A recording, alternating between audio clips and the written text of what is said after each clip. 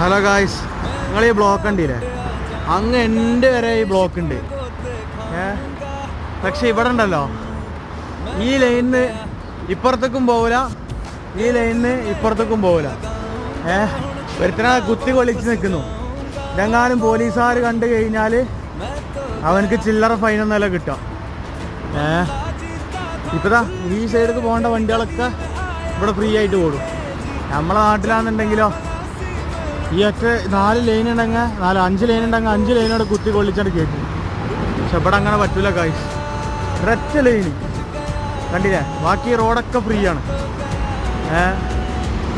അങ്ങോട്ട് പോകേണ്ടവർക്കും ഈ road free ആണ്. ഇപ്പം ഈ അടിയിൽ കൂടി കയറുന്ന ലോറികളുണ്ടല്ലോ, എങ്ങാനും ഇവർ ശ്രദ്ധയിൽപ്പെട്ടാൽ അപ്പം തന്നെ വന്നിട്ട് നല്ലൊരു ഫൈനായിട്ട് കൊടുക്കും.